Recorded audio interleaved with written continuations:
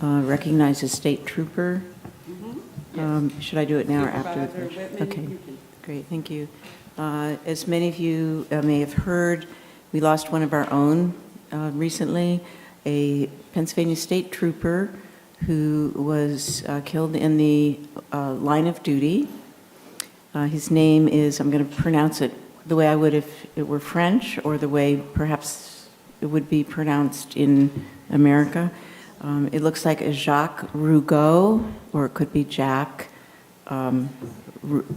Rogu or something. So I apologize for the pronunciation. However, I would like to recognize this brave individual with a moment of silence. Thank you.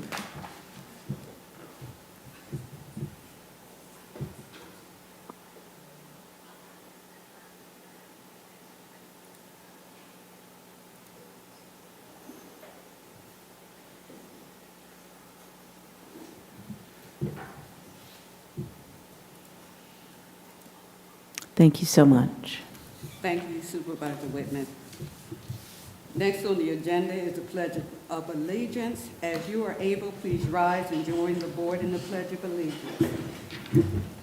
I pledge allegiance to the flag of the United States of America and to the republic for which it stands, one nation, under God, indivisible, with liberty and justice for all.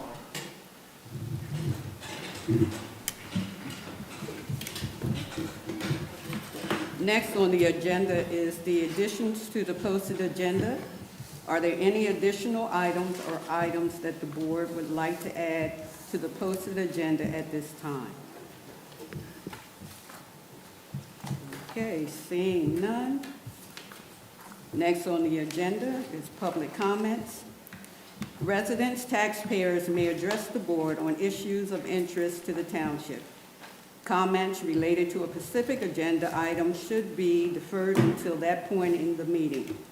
If you are attending by Zoom, please use the raised hand feature of the Zoom application and wait for the chair to indicate that it is your opportunity to speak. If you're attending in person, please approach the podium and wait for the chair to indicate that it is your opportunity to speak.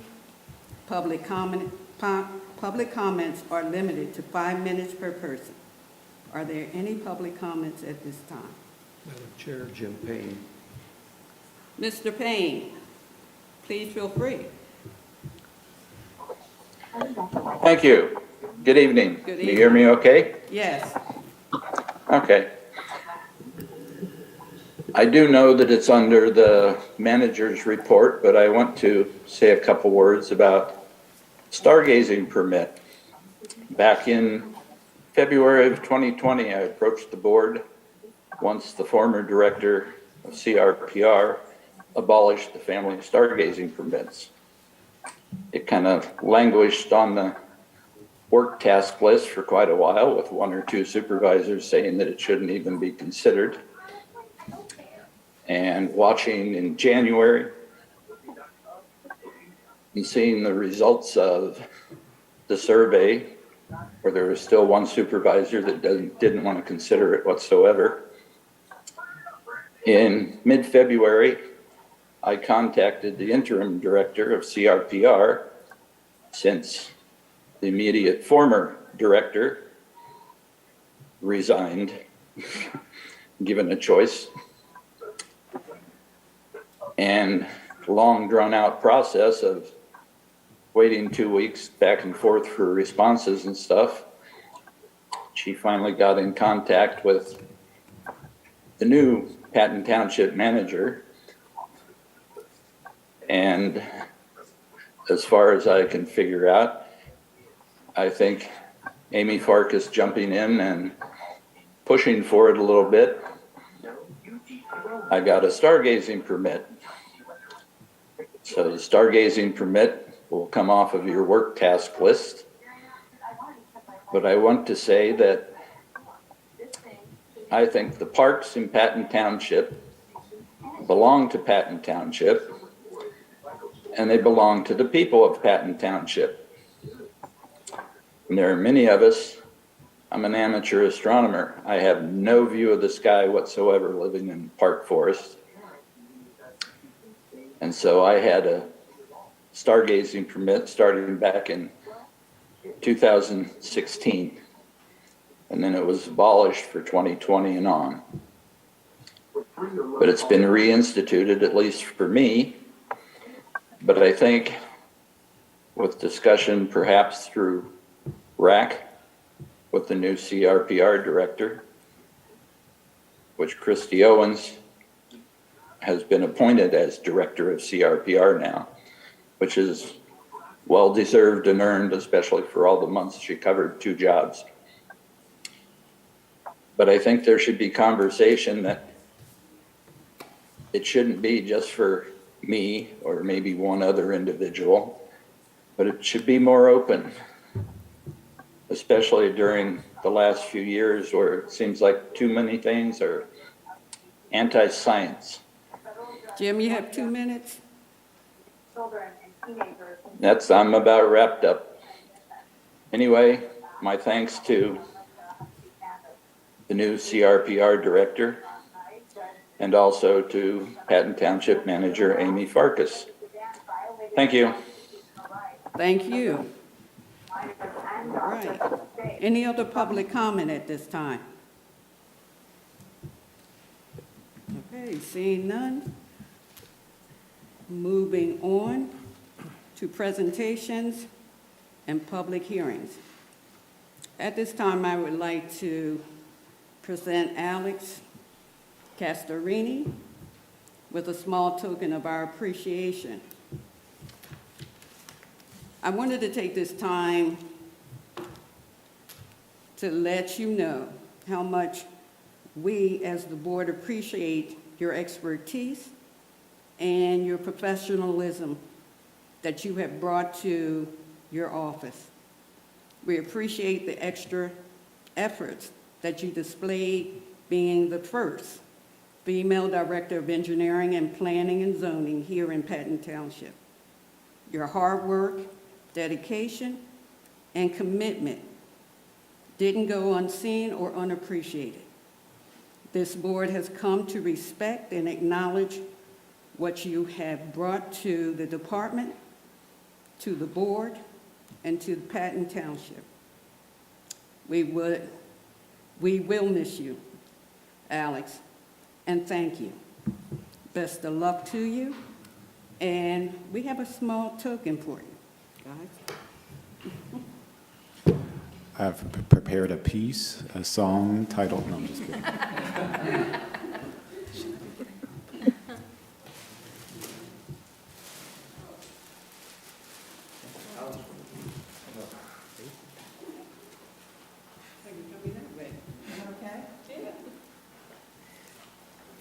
We may not have enough hands. Wow. Bethany? Oh, I thought I was supposed to get You're here for more than your board report. Thank you. Oh, my goodness. Here, I can carry that. All right. Yes, can we get a picture? Yes. Thank you. Wait a minute.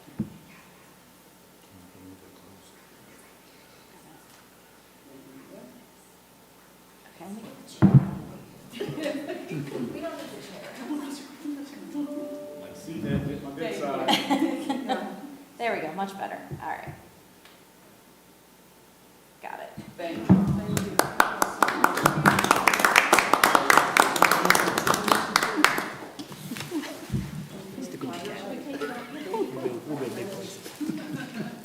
Thank you so much.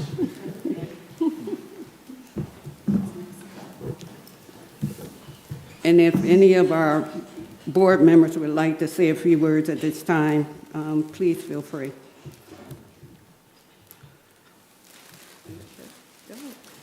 I would just like to say, we have a forsythia shrub across the street from us and public property. It obscures the vision. And thank you, Alex, for taking care of that with amazing speed. But that, the way you handled that really exemplifies the way you've handled everything that I can see and have seen. So really thank you for your professionalism and your speed. And good cheer. Thank you. Well, I'm certainly going to miss you. You really contributed a tremendous amount to our township. I've been very impressed with your energy and your professionalism and your creativity and insights to everything. So I hope that your new boss is going to appreciate you as much as we appreciate you, and wish you the best in your new position. Yeah, same. I mean, I'm trying to remember what the event was, but we were at like the Penn Stater, not the Penn Stater, we were somewhere.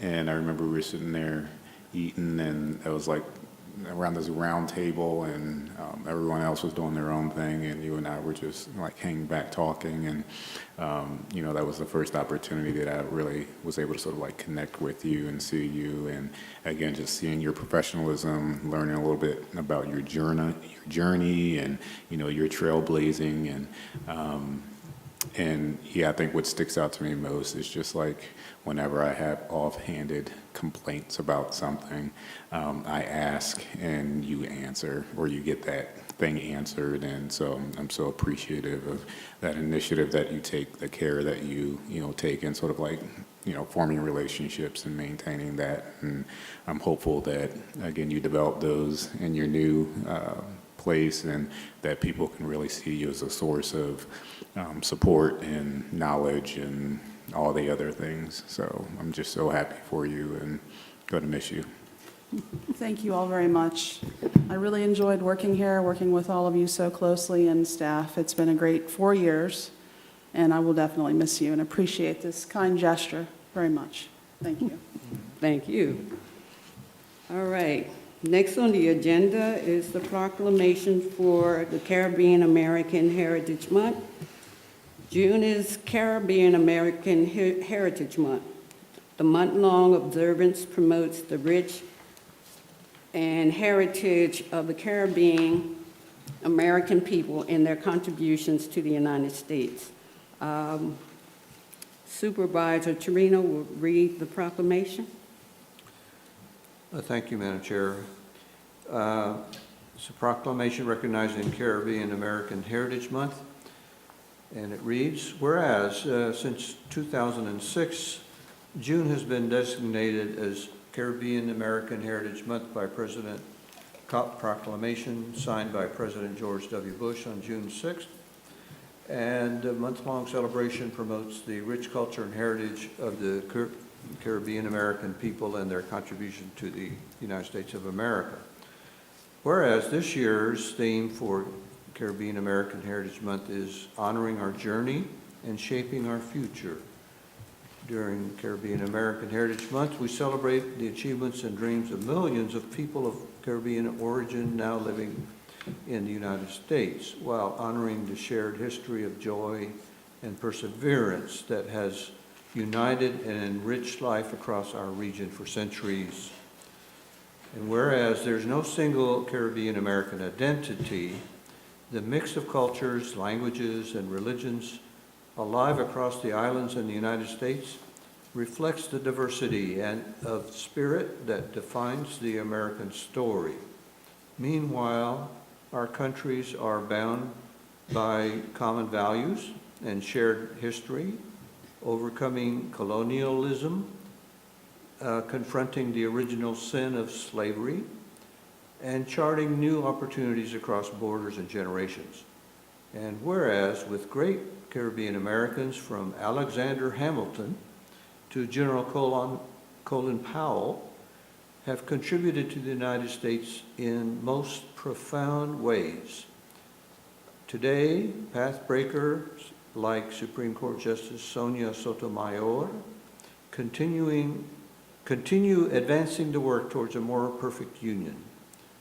Other extraordinary leaders of Caribbean heritage are now serving in the President's administration, from Vice President Kamala Harris to Secretary of Education Miguel Cardona, Secretary of Homeland Security Alejandro Mayorkas, and White House Press Secretary Karine Jean-Pierre.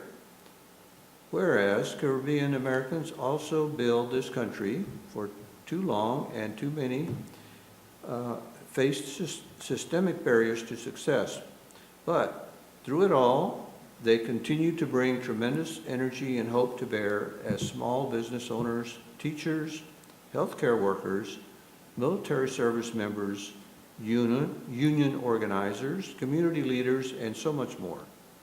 Whereas Caribbean American Heritage Month will continue to acknowledge the contributions and achievements of Caribbean Americans in all communities. Now therefore, Patton Township Board of Supervisors do hereby proclaim the month of June as Caribbean American Heritage Month, honoring the outstanding contributions and achievements made by Caribbean Americans past and present. Proclaimed this 21st of June by Patton Township Board of Supervisors. Can I get a motion to adopt the So moved, proclamation? Madam Chair. Can I get a second? Second. Discussion. All in favor, say aye. Aye. Any opposed? Any abstentions? This has been adopted. Thank you. And next on our agenda is the rezoning request for 160 West Clearview Avenue. Amy, would you like to give us an update? Alex actually is going to take that one. Oh, Yeah, okay, it's all me. okay. Township staff received a request from HFL Corporation, represented tonight by Mr. Chad Stafford in the audience, to rezone 160 Clearview Avenue to R3 Medium Density Residential. I was going to bring up a map showing this. Okay.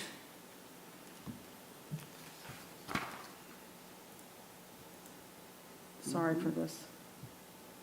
I got it. Okay, on your screen, on this, if you can see the screen, that is a map showing the zoning districts surrounding the parcel. So south of the parcel, you can see that there is R3 zoning close by. HFL has a purchase agreement in place and intends to develop a 31-unit, 55-plus affordable housing apartment complex on the property. A copy of the request from HFL is in your board agenda packet. So there are two options for this request. If the board does not wish to consider the request any further, they can deny the request. However, staff's recommendation is to remand this back to the Planning Commission. Okay, thank you. Are there any questions or comments from the board at this time? Supervisor Whitman? I would just like to move that we recommend that this request be sent to the Planning Commission. A second. Okay, all in favor? Wait, discussion. Discussion, I'm sorry. Sorry. I just note that, yes, the Planning Commission needs to take a look at this, and I want to make sure that the surrounding residents that reside in the R2 zones are aware of this rezoning request and have an opportunity to submit comments to the Planning Commission Okay. about that. And my second observation is that, to me personally, it just seems like an appropriate kind of development at that particular site, since it does abut another R3 zoned property. And hopefully the developer's stated intent to develop rental units for 55-plus citizens, and to make the property affordable. That is something we, as Board of Supervisors, really have been promoting. Yes. So I urge us to go ahead and approve this motion to submit this request to the Planning Commission. Okay, any other discussion? Seeing none, all in favor say aye. Aye. Any opposed? Any abstentions? This motion is forwarded to the Planning Commission for further review, and with the stipulations what Supervisor Trevino has stated. Thank you. Thank you. Next on the agenda is the Financial Trends Monitoring Report. Larry Pager, Director of Finance, will give the Financial Trend Monitoring Report. Good evening, Board. So the Financial Trends Monitoring System is a look at indicators of the financial stability and sustainability of the township and our ability to deliver services to our residents and businesses. This year, 2023, marks the 14th year that we have done this report, which is many more years than any of us have been on this earth, I'm sure. And it includes statistics from all of those 14 years.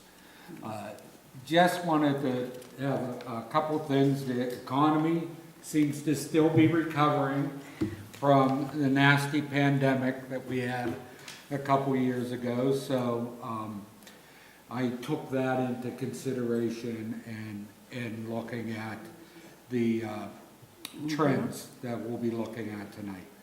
So the first one is the population growth.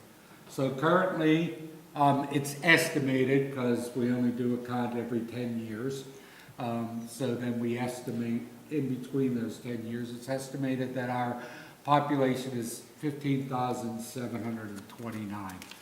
The estimate for 2021 was 15,828, which was 99 more.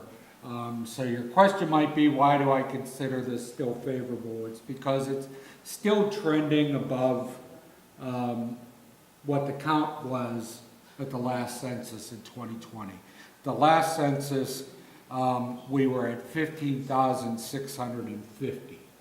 So we're trending up. It can go up and down. As you can see, it went down in 2013. Then it recovered in 2014. I think, sometimes the estimates they'll recover it. So the trend line still is increasing. So I feel that it's still favorable.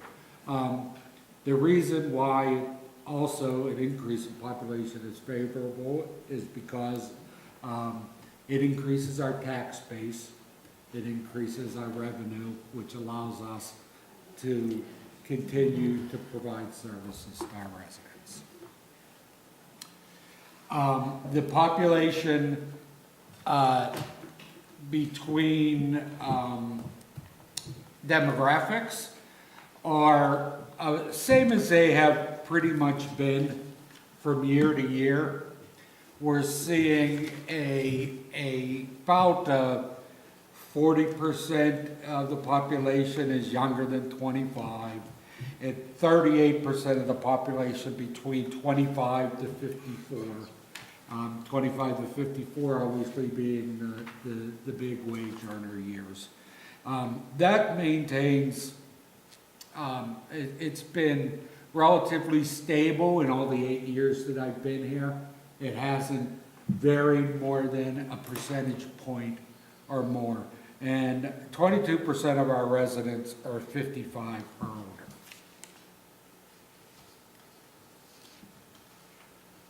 And the next thing we want to talk about is our sources of revenue. So our sources of revenue, these are as a percentage of total revenue. So they'll vary. If we have more grants coming in, large grants coming in, you'll see a higher percentage of intergovernmental revenue, for instance, which is what you see in the change from 2012 to 2022. You'll see the intergovernment revenue goes from 9.2% to 18.3%. That's mainly due to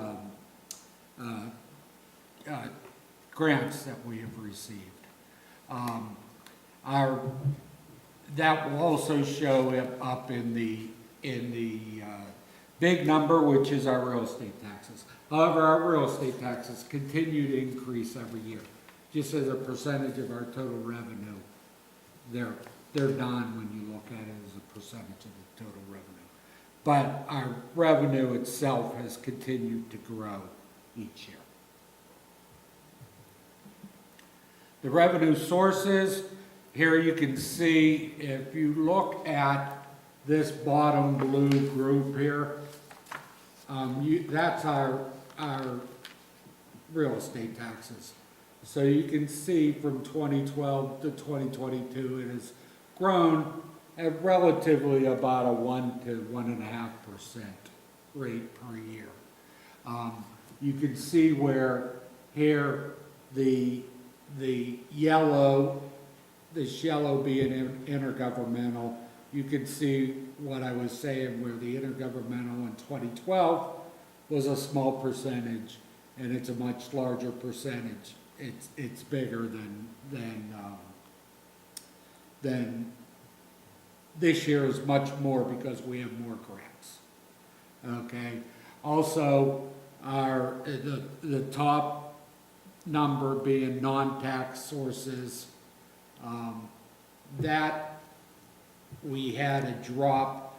This non-tax source in 2021 was the ARPA funds we received.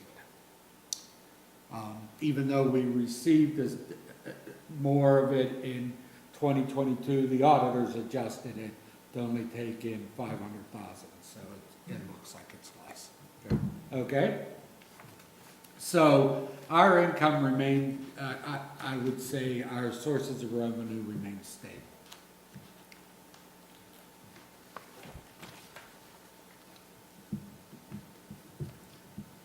So the comparison of revenue to expenditures, this graph shows our expenditures and our revenue in real dollars, today's dollars, and then adjusted for inflation.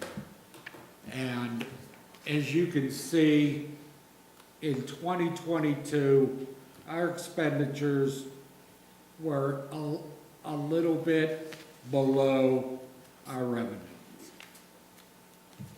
So that would show, as our audit showed, that we had an increase in fund balance at the end of 2022.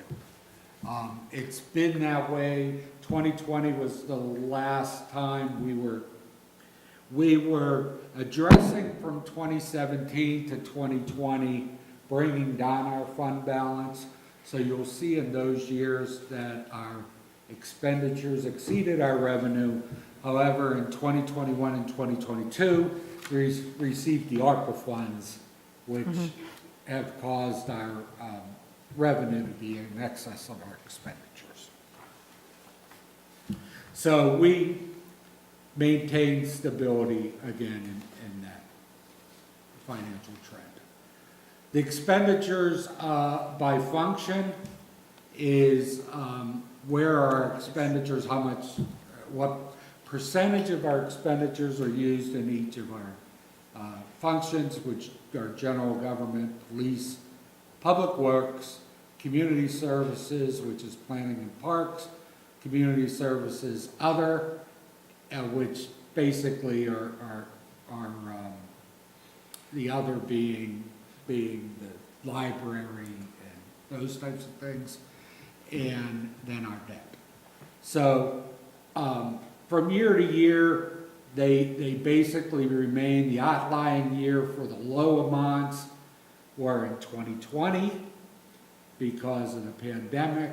You know, we took some cost-cutting measures, some austerity measures, and then in years where they're high, which is in public works in 2021, that was mainly due to the intersection at Burnell Road and Fox Hill. And the debt that you see, the big increase in debt was the year we refinanced. So we paid off the old debt and financed new. With what you can't see is the refinancing. What you see here is the expenditure. Okay, so we remain stable in our expenditures. Benefits as a percentage of total wages. For years and years, I would say this was an unfavorable trend going all the way until 2019. In 2018, that trend was going up. It was at 56.7%. We met with the police union that year, made some changes to our health care plan. We saw a drop, which I expected to see. I want to keep this number, like the average is usually between 50 and 55%. That's where I'd like to see it. Of course, I'd like to see it lower than that, but it's pretty hard with the way health insurance is. We made some changes in the contract for health insurance. We got a drop to 53.2%. And then the outlier year of 2020 is the year when nobody could go see their doctors. The way our healthcare works is it's self-insured, so when somebody sees the doctor then bills Blue Cross Blue Shield. Blue Cross Blue Shield then invoices us. We pay that invoice. So when nobody went to see their doctors, we weren't getting invoiced. So that's why you see the drop to 37% in 2020. We're still hovering in that 52 to 53% range. So that is pretty stable. Any questions about benefits? Okay, our unfunded pension ratio has not changed because we do the pension once every 2 years, so that will come on January of 2023. So we'll talk about that next year. However, it continues to be very well funded, our pension plan.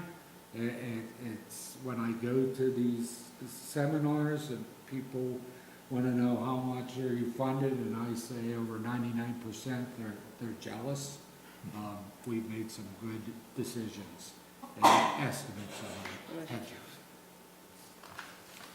Liquidity, this is favorable. Anytime that it's above zero, it's favorable. This is a graph that tells us, do we have enough cash to pay our current bills? And as long as we have more cash than we have bills, this is going to be above 1%. Again, you see from 2017 to 2020 where we were reducing the amount of fund balance we had, which would obviously reduce the amount of cash we had in the bank. And so that was deliberate on our part. And the last 2 years is cash sitting in there from the America Rescue Plan, which we are spending. If you remember, we allocated $500,000 a year that we'll spend in the ARP money for 3.5 years. This is the ratio of long-term debt to our assessed value. This goes up when we borrow money, and then it will go down in the years we're paying off. So you can see in 2017, when we refinanced our debt, we borrowed the $3.5 million for open space. It went from 1.2 to 2.1%, and then it came down until 2021, where we borrowed money for the PIB loan for the intersection of Burnell Road and Fox Hollow, and that then increased it back up to 1.7. Now it will continue to go down until we decide to borrow. But otherwise, very favorable because it still is a very low percentage. Unemployment for Center County, obviously we can't look at unemployment for just Patton Township, so we look at all of Center County.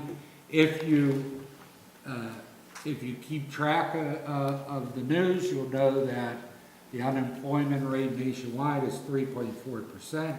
Here in Center County, we continue that we did throughout the pandemic, and we continue to be less than the national average. The average at May was 2.4%. So that also is favorable. So that's my report. I can answer any questions that anybody has for anything else that maybe I didn't cover in my overview that, you know, I'm sure you all read that report. And so if you have any questions, I'll be more than happy to answer. Does any board member have any questions for Larry at this time? Thanks. No question. I did, in fact, read it. I knew you would, Dan. I knew you would. I read the entire thing. I'm always impressed with the level of detail that you're able to give us here. And since I've been supervisor for, almost 7 years, so it's first year I think was difficult for me to understand what was going on here. Now it's old hat. It's old hat, yes. And I think it's a very valuable thing that you're doing for us. And I feel, what's the word? Comforted, I guess. I'm comforted that you have a great handle on all these different factors that are going on, and as you show in the detail you provide in your report. And it's comforting to also know all of your prediction, well, they wouldn't call them predictions, but your assessments are, everything's stable, everything seems to be on track, we're in good shape. But that's just really important to understand that we're not facing any kind of a crisis right now. No, in our and I think financial it's, the way we handled the pandemic has helped us to bounce back quickly, which I think shows in these trends. Larry, thank you, and thank you. Oh, Supervisor Whitman? Yeah, I would just like to second everything Dan said, except that I didn't read all, I read most of it, but as Larry knows, I had several questions from today. And also I want to thank you for your ability to communicate what's going on. So you do it quite well. I love graphs, the writing very much at it, very accessible. I'll make sure I increase the size. Oh, yes, I did ask him to increase Yes. The legends are. the legends. Yeah. A little tiny, even on my computer, but anyway, thank you so much. Sure. Thank you, Madam Chair. Okay. Again, thank you. Moving next on the agenda is the proposed ordinance 2023-630 adopts the updated Center Region Property Maintenance and Fire Code. So I'll kick this off, and then Mr. Schneider is here if we have any questions for him. Following your meeting at the May meeting, the following items were removed from the code based on our discussion.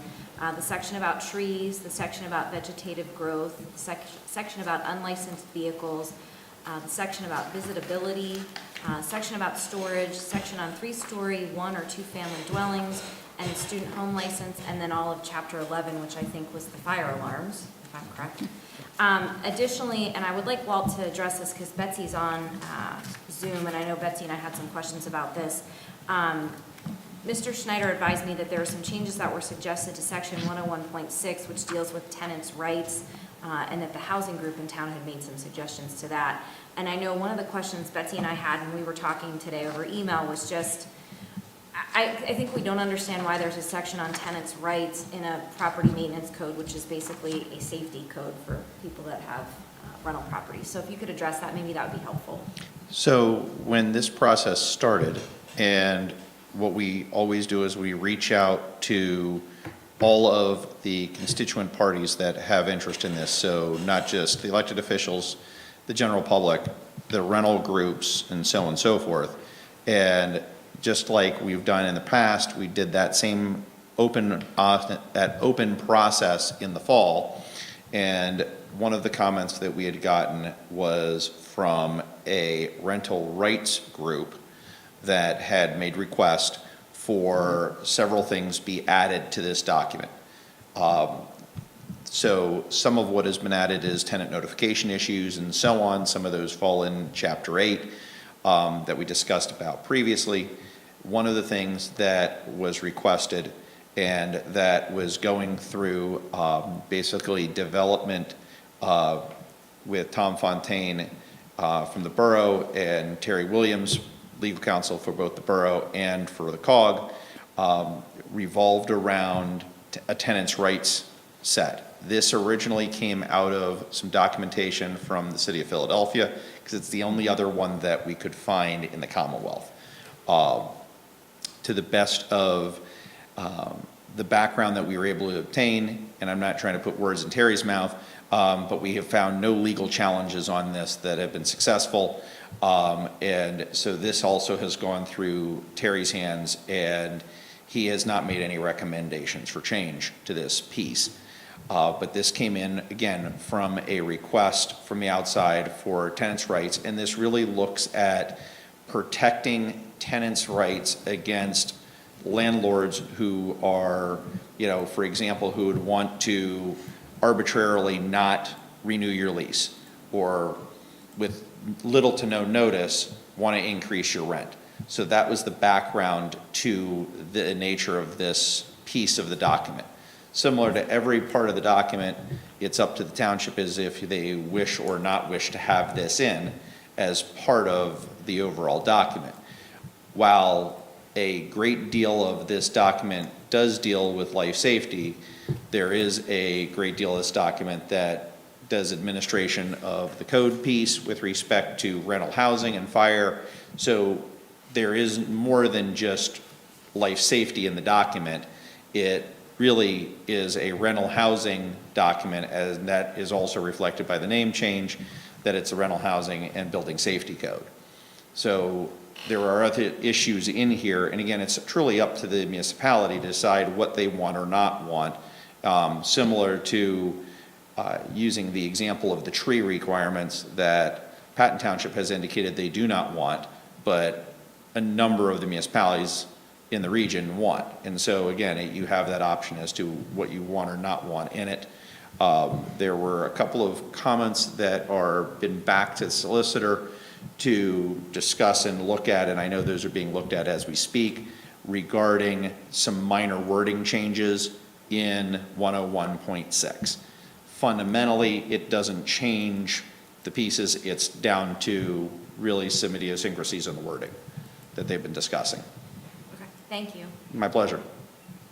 I guess my question to the board then would be, if you're comfortable with keeping 101.6 in the Patton Township Code, we can certainly do that.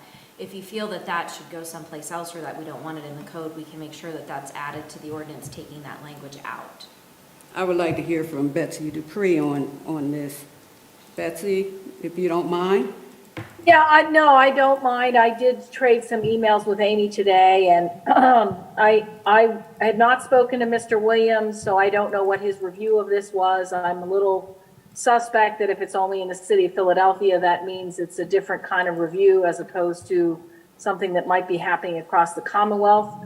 That doesn't negate or change the legal nature of the language. I think my fundamental concern with this is who's going to regulate all of these provisions, and are we simply creating in what is otherwise, and I recognize that the code as it sits today is, as you pointed out, Walt, much more about, I mean, there is safety and property maintenance in there, but there's some administrative features, and certainly the borough has a lot of things in there that we're not including, like the student home license, and they have a rental housing board, and a lot of those things which may be different for them, right? But Correct. Fundamentally, this to me steps into the economics of a relationship between party A and party B. I don't perceive, and maybe I'm very naive, so I will admit that at the moment, that in this marketplace where the majority of our rentals are student rentals, that we have the same kinds of issues that the city of Philadelphia would have with a variety of housing types.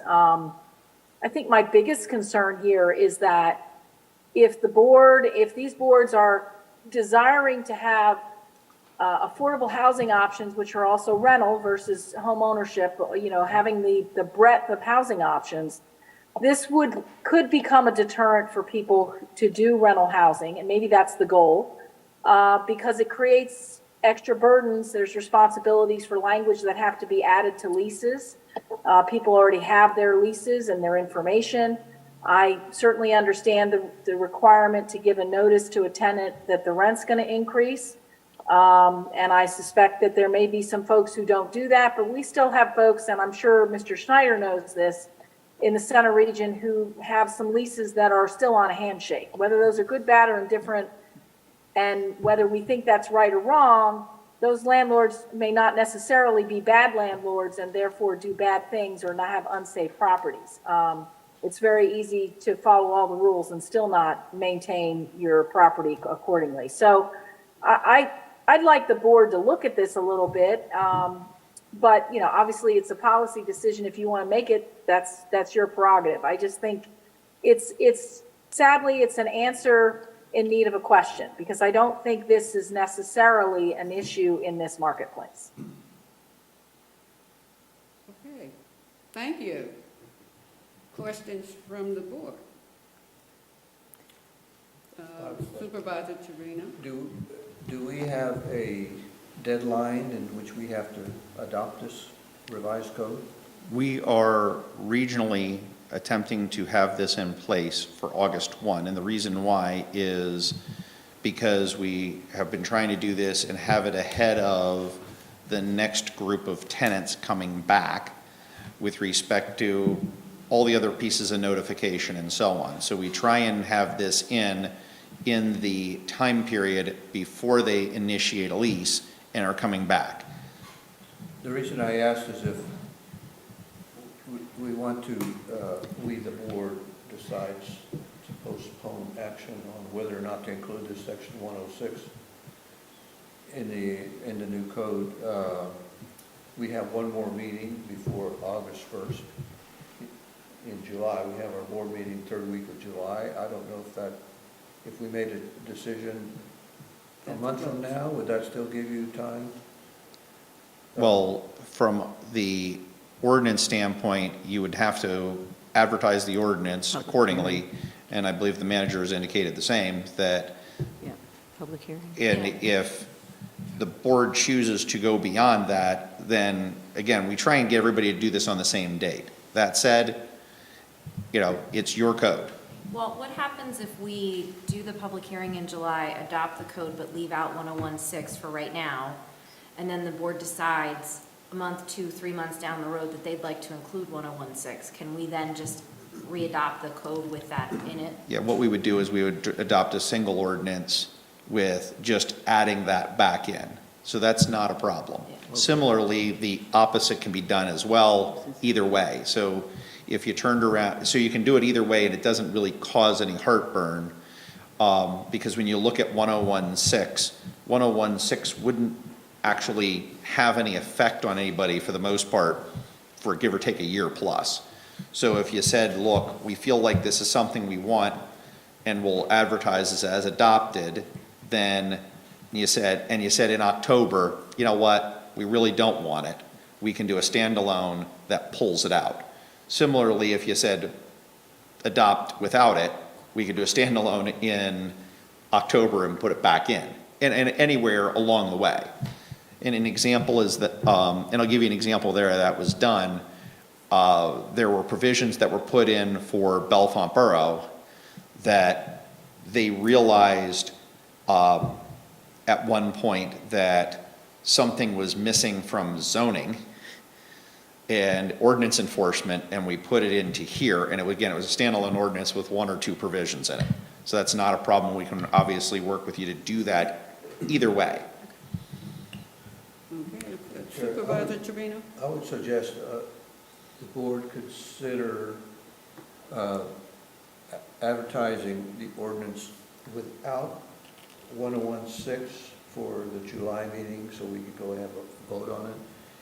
And given what Walt just said, that gives us some time to study all the ramifications, whether or not we wish after the ordinance is adopted, to put 1016 section back into the ordinance. That would be an easy adjustment to make after the fact.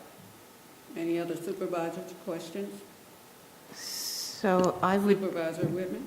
thank you. I would actually make a slightly similar opposite suggestion, way. but the opposite way.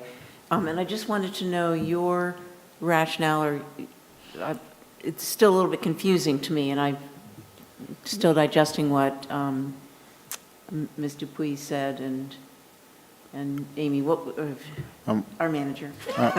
What was your rationale or your concern initially? I think my concern, and I think Betsy and I share the same concern, is this is treading into an issue between a financial transaction, less so of a life safety issue, and some of the other pieces that are in the code now. I'm also wondering, I think you said that Harris Township took this out of theirs.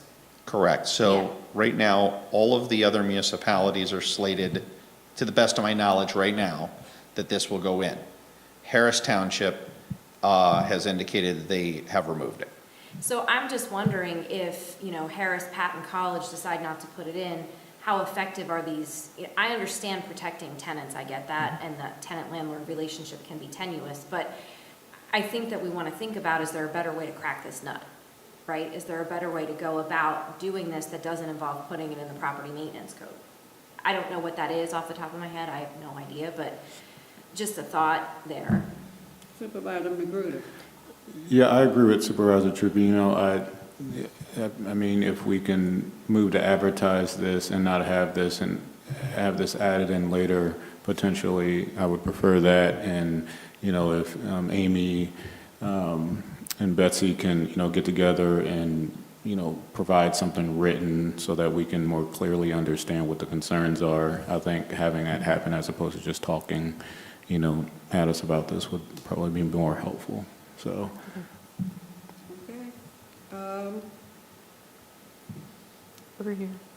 Oh, Supervisor Torino, what's up? I just wanted to respond to why I proposed not putting it in and adding it later if we decide to, as opposed to putting it in now and then taking it out later. I think putting it in now and taking it out later is a negative public relations issue. You're saying, well, you put in tenants' rights, and then now you're taking tenants' rights away. Why are you doing that? So I'd rather do it the Okay, opposite way. I mean, I think we're taking them out right now. If we decide to do it, we're taking them out now. So I think that's a moot point because we'd be taking them out either way, but I'm fine with taking them out as long as we get it on the agenda Yes, at some point. absolutely. So Yeah, that would, I want more. my fear is that this is the status quo, and oftentimes it's easier to keep the status quo than it is to change it and then go back. So, but I rely on Amy to put it in, and we will get back to it. So I think tenants' rights So at is this time, critical. I'm sorry. Critical, but Supervisor. not necessarily in this location. Sure. Okay, great. So at this time, do we still have to put this on as a public hearing for the 19th? Yes. All right. Yes, I think an appropriate would be, if what I'm hearing is that you want this removed, I will be happy to redraft and send. So that way you'll have the draft ordinance with, now we have a number, and I'll make sure that's in your hands beginning of the week. And along with all the appropriate documentation to go with it, along with a redrafted regional piece. Yep. So that way you have it. And at that point in time, again, later when you're ready to look at it again, let me know. Obviously, we're happy to facilitate that. Again, the Center Region Code doesn't really, this is something that came from an outside party, so I don't have study data one way or the other. So, Great. So can I make a motion then? Yes. So, make a motion for the board to schedule a public hearing on this ordinance with the removal of, what was it, 1016, and possible adoption for July 19th. I'll second the motion. Discussion? All in favor, say aye. Aye. Any opposed? Any abstentions? Motion passes for a public hearing to be held July 19th, 2023, at the next Board of Supervisors meeting at 5:30. Thank you, and thank you all. Thank you very much for your time and your support, and we'll make sure the documents are over to the manager. Thank you. Alrighty. Thank you. Next on the agenda is public safety, the monthly report. Chief Jolly, would you give us the public safety monthly report? I will do that. Good evening. evening. A copy of my report was included in your agenda materials, and never really mentioned this, but we also post these online. So if you want to go on our website, on the police page, there is a link that you can go to all this material that we present here. I probably should have told that to the public and to the board before, but each month is accessible online. So during the month of May, though, our officers conducted 152 traffic stops. We wrote 24 traffic citations, handled 13 criminal arrests, and our bike patrol rode 21 miles, did 49 business checks, and handled 2 vacation home checks. Under department notes, a 24-year-old male was arrested for harassment by communication. He repeatedly contacted a female victim by phone and then showed up at her place of employment after being told that she did not want any contact from him. A 52-year-old female was arrested for violating a protection from abuse, or PFA, order. The female showed up at a residence of an individual who had a PFA against her. She was knocking on doors and attempting to enter the person's home. 5 arrests were made for retail theft, 1 for minor's law, and 1 for driving under the influence. Our officers served 5 of the 17 warrants that they attempted, and we conducted a total of 10 vacation home checks. Our officers did use force during 1 incident in May. A couple officers responded to a domestic dispute. The female half involved was very emotional, upset. Upon the officer's arrival, she began throwing property that belonged to the male against a wall, attempting to break it. So the officers did grab the female's arms and handcuff her behind her back in an attempt to stop her from damaging the property. The officers did a great job, de-escalated her, eventually calmed her down to the point where they were able to uncuff her and to deal with the rest of this situation at hand, and there were no injuries reported. Community Relations, Officer Sunderland attended a child safety event at Old Navy. Officer McCaslin conducted a ride-along for a police applicant. Officer Tuskovich met with Miss Shaw's class at the Matternville School to speak about police and gave a tour of a police vehicle. Officer Schaefer, Officer Tuskovich, and I participated in the Center County Law Enforcement Memorial Service, where we remembered all officers who lost their lives in the line of duty during 2022. And then Officer Schaefer, Officer McCaslin, Officer Snyder, and Officer Kaufman were all runners for the Special Olympics Torch Run, which, as we all know now, unfortunately had to be canceled due to the poor air quality here in Center County. Under training and department activities, our officers attended tactical response team training, and then all officers completed their required annual weapons qualifications. Again, yearly we have to go through weapons qualifications to stay certified as police officers in the state of Pennsylvania, and that information is forwarded on to the commission that oversees our certifications. I attended the Center Region Emergency Services meeting, the Happy Valley Business Association meeting, the Center County Chiefs meeting. I also conducted an interview with 2 officers who are interested in becoming our canine handler. We are still on track now for that project. It is a CIP project that we have. So we are looking forward to, in the second half of the year, hopefully getting that project up and running. So we do have a handler picked out. It's Officer Mitch Snyder from our midnight shift. Very active member of the department, and he's very, very excited to take on this position.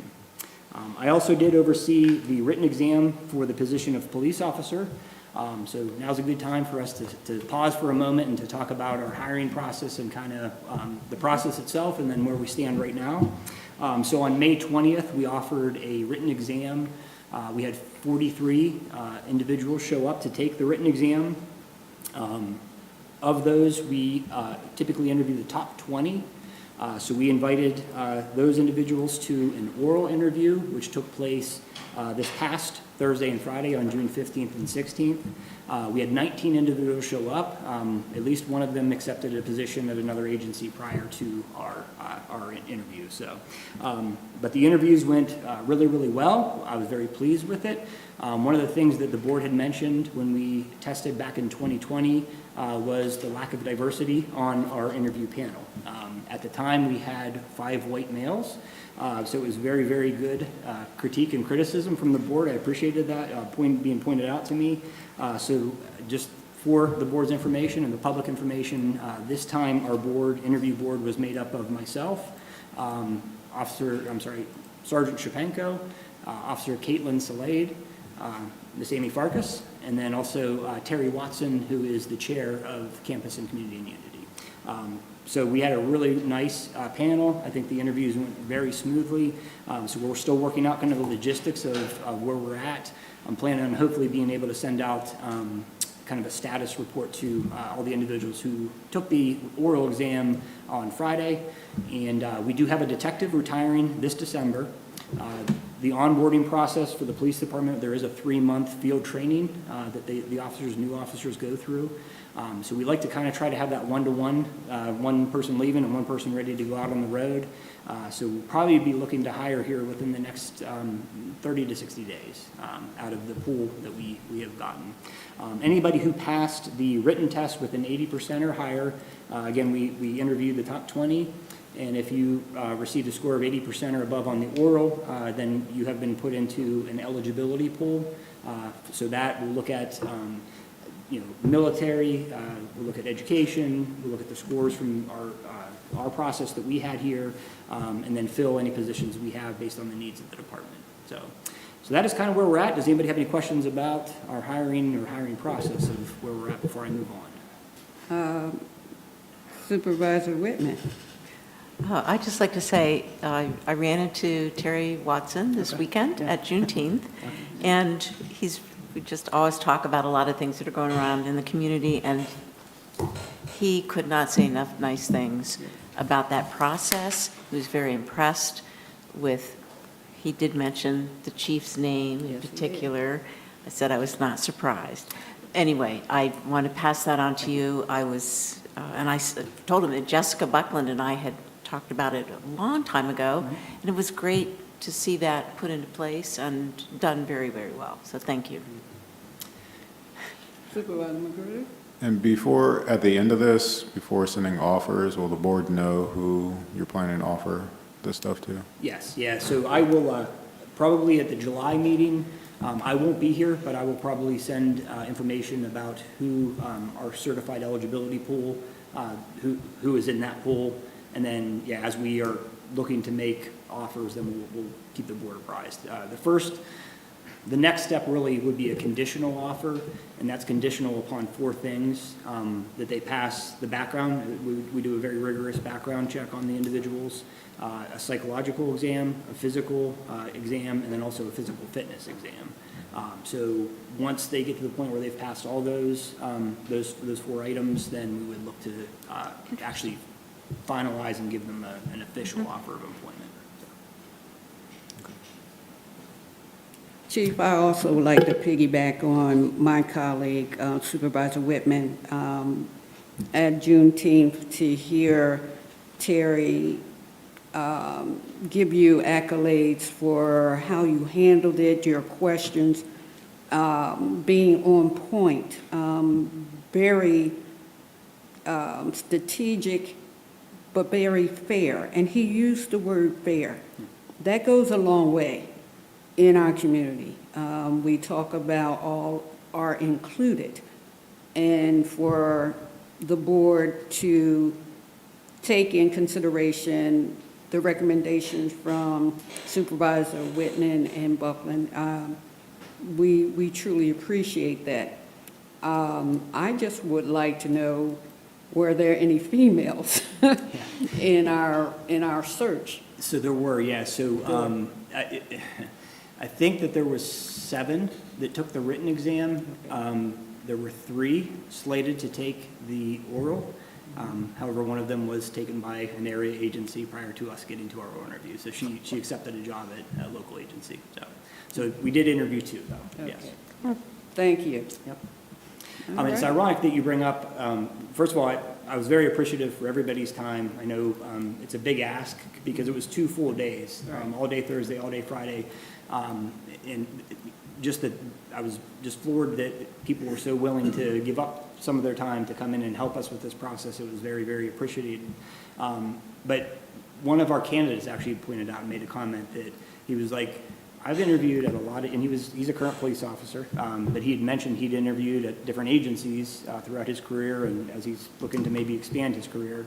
And he complimented us on the makeup of the board, being that we had police representation, we had management from the township, and then we had a community member there. That he just really complimented us on the makeup. I thought it was interesting that he actually took the time to tell us that before he left. So thank you very much for the comments. I appreciate that. Thank you. Thank you. Okay, so moving on with my report then. So I actually have some photos that I think Alex is going to put up for us. Again, talking about the officers participating in the torch run. So in the front of this first one, we have Officer Schaefer with the torch and Officer McCaslin next to him. And I, again, respect these two gentlemen and the other guys that are running there because they are running up Skytop Mountain. So it's about a 4-mile leg from the bottom at the PennDOT salt shed the whole way up the mountain to the top to the chiropractic center. So they, good for them. So that they did a fantastic job. So next we have just a kind of an overview. It's kind of a neat shot, I thought. Obviously that's looking down North Atherton Street towards the intersection of Douglas and Hawbaker Industrial Drive. You can kind of see just the procession. The motorcycle units do a fantastic job. Typically they're from the city of Pittsburgh and help out with blocking the intersections so that the runners can get through safely. So they do a really nice job. The next photo, we have Officer McCaslin, Officer Snyder, and Officer Kaufman in that photo, them running up North Atherton Street. And then lastly, just kind of a group photo before they left the Valley Vista Sheets. That leg goes from the Valley Vista Sheets to the Lion Shrine. And that is officers from Patton, Ferguson State College, and Penn State University Police. So we think it's a really important event, and we really like supporting that event.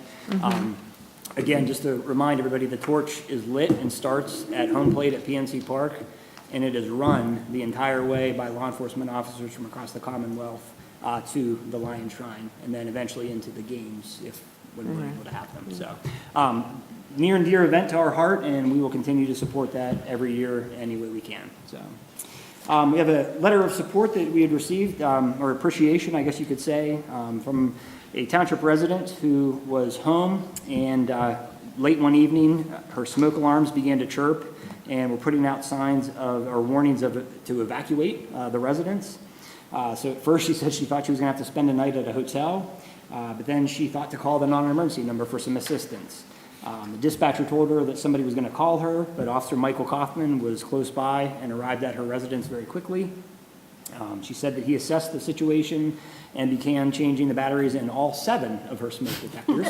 Luckily, she was prepared and had batteries to take care of that task. But her last paragraph I just want to read. So it says, he received another call and had to go, but I'm not sure he understood how much I appreciated his help. Please realize how lucky you are to have such a wonderful young man working for you. I'm grateful to live in Patton Township and receive great service from the police. I hope you all realize how much the public needs you. Thank you for all you do, and please tell Officer Kaufman I'm grateful and greatly appreciate his help that night. So, really nice letter received on her behalf. Next is a letter for Officer Teskovich that he gave a tour of our station and some police cars to an individual, thanking him for that. And then lastly, a note of appreciation. We did some traffic control for a motorcycle ride that had come through the township, blocking off a busy intersection for them to go through safely. Next, I have some great news, really. So we got a release from Bernie Cantorna, the district attorney in Center County, and he announced the Center County 2022 Law Enforcement Officer of the Year nominees. So each year, the Center County District Attorney's Office receives nominations from the public, law enforcement, and government agencies of individuals to be recognized for their exceptional work in law enforcement, above and beyond the call of duty. The nominees represent a snapshot of the work that the police do in our community every day. He's still mulling this decision over, but I'm happy to report one of our own, Detective Tom Snyder, was nominated for this award for the 2022 Law Enforcement Officer of the Year. And his is for his investigation into the rape and sexual assault case with Kevin Mullen that we had last year. So we're waiting to hear who will win that award. Officer Brian Schaefer was a co-recipient of it a couple years ago for his response to the Ramada shooting on South Atherton. So we're hopeful that we'll have another winner here in Patton Township, but either way, it's just really nice to have Officer Snyder, or Detective Snyder recognized in that. So.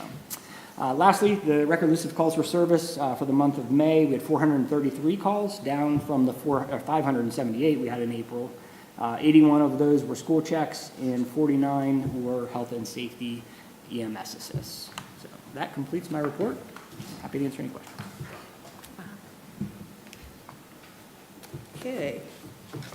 I was just reading on one of your reports of a rattlesnake, so it caught my eye. Thank you, Chief. You're welcome. Next on the agenda, now moving on, is Public Works Operations, the 2023 overlay contract. I'll let Ken take this one. Ken? Sure. The overlay contracts were opened on June 6th. We had 2 bidders that were qualified. And the area that we're looking at, working on this year, would be Wooded Way, South Parkway, Toft Trees Avenue, and Canterbury Drive. The 2 bidders were HRI and GOH. The lowest bidder is Glen O'Hobaker at $374,935.50. HRI's bid was $507,898, with a delta of $132,962.50. So with the board, staff just recommends Hallbaker as the lowest qualified bidder. Okay, any board member have any questions at this time? Supervisor Yeah, Whitman? and I was just going to say, I think by law, we have to accept the lowest qualified bidder, so I totally appreciate that. And I did talk to Amy Farkas about if we could, going forward, just include a summary of both in the support material, just so we know that, more for transparency for the community. That's great, but that's the obvious choice, is the lowest bidder, so, yeah, thank you.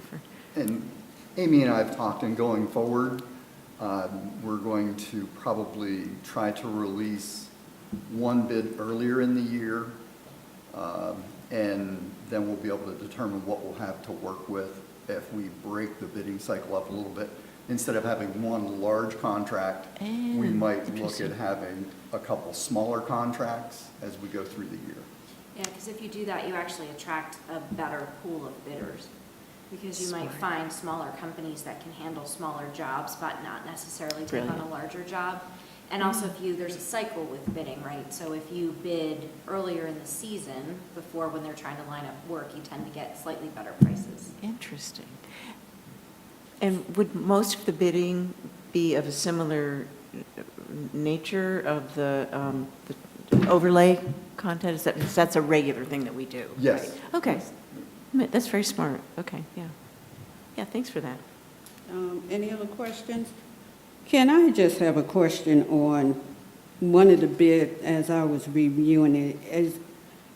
Is it a common theme that one of the items on the bid was painting yellow and white lines, also a stop bar and a crosswalk? Do we do that? We do some painting. We actually work in conjunction with some of the other municipalities, and they bid out, like we refer to it as long line painting. A lot of our painting was just completed. But whenever we put out something for like the overlay, usually we leave that go back to the contractor, because a lot of these lines are long lines. So the township doesn't have the capabilities of painting long lines. Oh, okay. I mean, we can paint crosswalks and stop bars and so forth, but long lines, we just have a small ride-on machine. Long lines are usually performed with a large truck-mounted unit, you know. Yeah, because I was looking at it, and since it said crosswalks and white and yellow lines, and then I'm like, well, we have Public Works, you know, why are we paying for the same, why aren't we paying our folks to paint that instead of putting that out to the bidder? But thank you for kind of clearing that up. All right. So we need a motion, don't we? I move I'm to, yeah, what's the motion?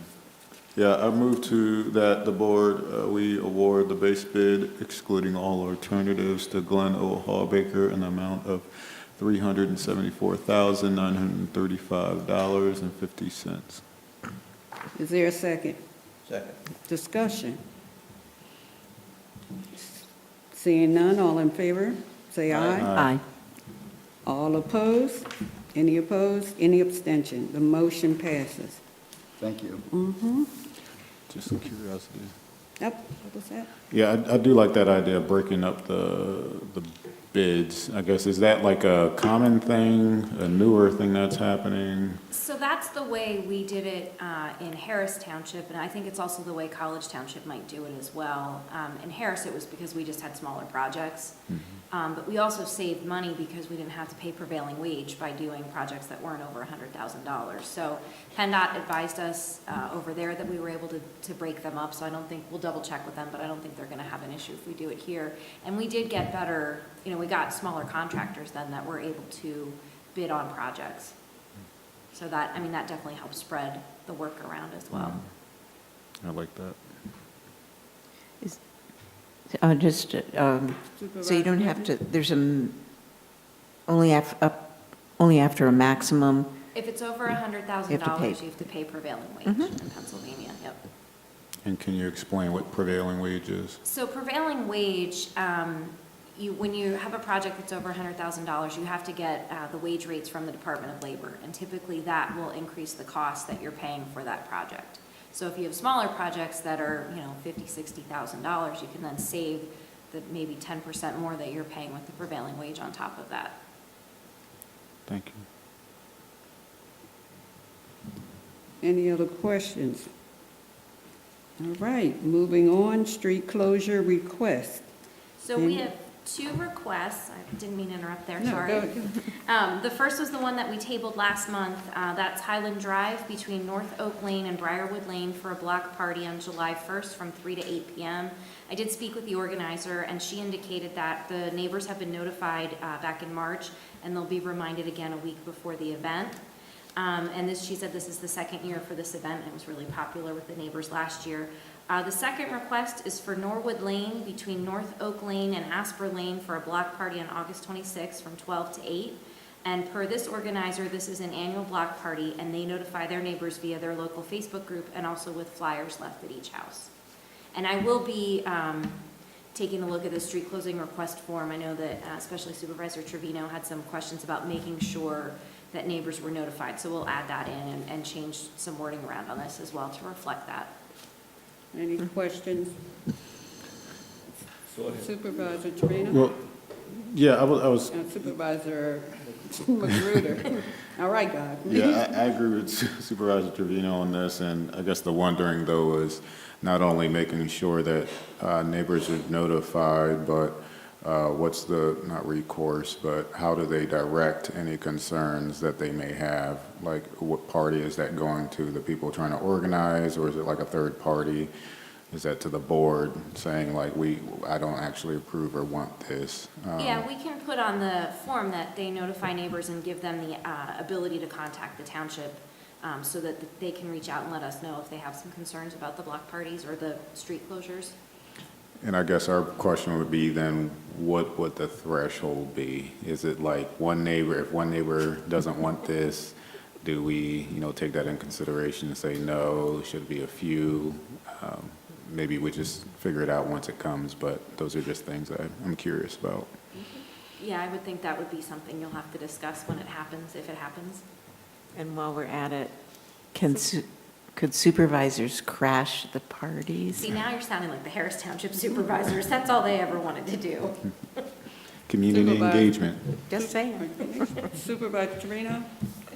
I assume our police department is involved with helping with the street closure, providing the traffic cones or whatever, making sure there's ability for ingress and egress of emergency vehicle if necessary during a block party. Yeah, so in conjunction with Public Works, if, in the past, if we've had a request that has been granted, yeah, we provide cones if needed. Oftentimes, they have their own barriers. But we are aware of them. Our patrol officers are notified the day of the event, in fact, actually a few days before, just so that they're aware. And typically, we'll drive by just to make sure, number one, everything's okay and that things aren't out of control. If there is any kind of an emergency where we need to get a fire truck through, that we have that ability, that there's not some type of permanent, like a water barrier or something there. So we do kind of keep monitor them to make sure everything's okay. Yeah. My concern is, they're saying this is an annual event. Do we have record of it being an 8-hour event, keeping the street closed for 8 hours? That I do not know. These were handled differently in the past, so I do not know. Okay, because it states August 26th from 12 p.m. to 8 p.m. That's 8 straight hours. That's 8 hours. I could ask the organizer, I mean, it could be maybe they have some setup time in there and some tear down time and they're not closed the entire time, but I can ask him to clarify that, certainly. I would like to table that until we find out, because that's a long time. If it's annually and we've done it before, I don't have a problem with that. If we haven't done, that's 8 straight hours. Well, we definitely have done it before because he did say this was an annual block party, that they've done this in the past. I can find out if it was 8 hours in the past or how long it was in the Yeah, past. please do, because, saying it and we don't have documentation. And if anything goes wrong between 12 and 8 o'clock, I'm with my colleague on emergency management on this. 8 hours is a long time. Yep. I'm looking at Juneteenth was only from 3 to 8 or 3. It wasn't an 8-hour piece. And even the one before is not 8 hours, if I'm not mistaken. No, you're right. So I don't have a problem if it's an annual event that we've done it before, but 8 hours is a long time. Sure. I would recommend that if you're okay with the first request for Highland Oh, Drive, yeah. that you make that motion tonight, since Yeah. that's coming up for the 4th of July weekend. Yeah, and this is August 26th, so we can come back to that. Yes. All righty. Can I get a motion? Okay, Oh, I'm I just sorry, wanted to- Supervisor I just Whitman? wanted to say something. So I do happen to know most of the families who live on Oh, okay. on Norwood. That's fine. And I obviously don't want to make it a personal thing that it's, No, but if I'm not you- trying to recuse myself. It's also a very short street, and Okay. they have get-togethers all the time. They don't always just close That's the street fine. off. So, and I worry about if we wait, they obviously have a month. If we didn't approve it until our July meeting, they would still have a month, but I think it might promote some unnecessary That's awkward different. feelings. No, that's different. Yeah. Since you know the Uh-oh. event and the players, that makes a big difference. Sutan might know some I'm of them, too. Susan, I'm Well, sorry. Supervisor Magruder, I'm sorry. Thank you for recognizing me. No, I think I hear that, and just for like equity and, equality and stuff like that, I think it's still important to understand. I'm confused about an 8-hour, block party. I haven't heard of that. And I could see if it was like large scale and you had like a circus or something like that there, that would kind of make sense. But as you're saying it too, if it's like this small sort of like community gathering, I'm just curious about 8 hours, and then if other spaces are wanting 8 hours too. So I guess I would be curious to better understand what type of events are happening for 8 hours. Again, that would necessitate closures and potential staff time, sort of like helping to manage that. So I think waiting one more meeting just to get clarity on that, would that be too inconvenient? Supervisor Whitman? Can you reach, would you be, Would I put my life on the line and vouch for them? Is that what you're saying? no, could you reach out? Oh, I will, If yes. they're neighbors of yours, could you reach out? Well, they're not neighbors, but I happen to know all of them. Well, And fine, that's, and I probably will invite myself to that party. But I do want to be professional about this and not say that you should do it because I know them. But I can communicate back with Mr. Schellenberger. I had emailed with him earlier, okay, so I can do that. That's not a problem. that's fine. And since we have a meeting on the 19th, we can put it back on Yes. the agenda. Yeah, I would just take action on the first one. and Okay, move that's that one fine. on. And again, the rationale, it's nothing against this particular gathering or the people. It's just that, again, if we had other constituents wanting this and they were wanted larger sort of like spaces, and we're thinking 8 hours of time, again, just wanting to make sure that we're equitable with this and better understanding the rationale for why that much time is actually needed. yeah, and I'll reach out to them too and explain that. So Okay. it's yeah. Can I get a motion? Okay, I move that we approve the street closure request for the Highland Drive on July 1st. Can I get a second? I'll second. Discussion. All in favor, say aye. Aye. Any opposed? Any abstention? Motion passes. So Thank you. We've tabled Norwood Lane Yes. Yes. till the next meeting. Right. Okay. Next is engineering, planning, and zoning. Planning Commission report, informational only. We have our Planning Commission Chair, Rich Schmidt, on Zoom, who will give the report. Okay, well, thank you very much.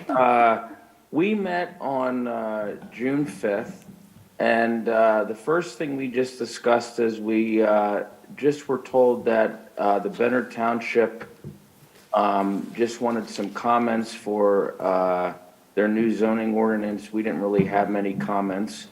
And then I would say probably the most exciting part of the meeting was I didn't have to teach this, which was even a benefit that I said at the Planning Commission meeting. But we were just given some knowledge on just some basics of planning, which I felt was very beneficial. This is something that we're going to continue to do going forward. And, you know, I felt personally, even though this is carry the 6th year that I've been on the Planning Commission, that, you know, I felt that it was very beneficial to just go over things. And then I think it also spurred some discussion going on to the next thing that we discussed with some things that we're going to work on as some of our Planning Commission work tasks going forward. We had a survey monkey sent out to prioritize some of the things that we want to work on, and we will be discussing the results of the survey at our next meeting. And that was pretty much it. I just want to take, without asking permission, I'm just going to take this myself. I just want to thank you, Alex, for everything that you've done for us on the Planning Commission. On behalf of Jim, who's also in the meeting, and myself, and the entire Planning Commission, I can't thank you enough. On a personal level, you've come into my classroom several times, and you've made an impact on my students, and I can't thank you enough for everything. And I just wish you the best of luck. The other thing that I want to just take personal privilege to speak about is I want to thank Tyler and his police staff for helping us at the middle school going over to Circleville Park on June 3rd. because of the unfortunate accident where the crosswalk got hit several months back, his police force had to escort the kids over to Circleville Park during the afternoon on June 3rd. So I just want to thank you also, Tyler, for having your staff coordinate that for our students. Thank you. Thanks, Rich. Thank you, Rich. Rich, when is your next meeting? Did he leave? It is the first Monday in July. Okay. It's actually the second Monday because of the 4th. Oh, I'm sorry, it's the second Monday because of the 4th, yes. Okay, got you. Yeah, the first Monday in July is my birthday. Yep. Okay, Cheap so plug. if we had it that, then we could all sing, but okay, sounds good. Okay. Rich, thank you so much. Hey, thank you, take care, have a nice evening. You do the same. Thank you. All right, next on the agenda is the administration. Actually, we have one other planning commission, Oh, okay. Benner Township zoning Oh, ordinance that's right. update. Okay, Banner Township zoning ordinance update. Hello, everybody. Sorry I can't be with you in person. Benner Township submitted a request for any comments that you might have on some zoning language that they have amended. And the zoning amendments and the letter that we sent back to them are included in your agenda packet. It looks like there was some significant zoning amendments that were done in previous years that we had provided comment on. This round, it was just clerical. It was just cleaning up some language. So Patton Township didn't have anything to respond with. And due to the deadline of the public meeting that was the same night as our planning commission meeting, we did submit a letter. So all of that is included in your agenda packet. It's just an informational item. If you had any further comment on that, we can send that on. Thank you, Leslie. Any supervisor have any questions? All right. Thank you again. Madam Chair, may I request a brief recess? Yes, you can. We can take a 5-minute recess. And can I get some help?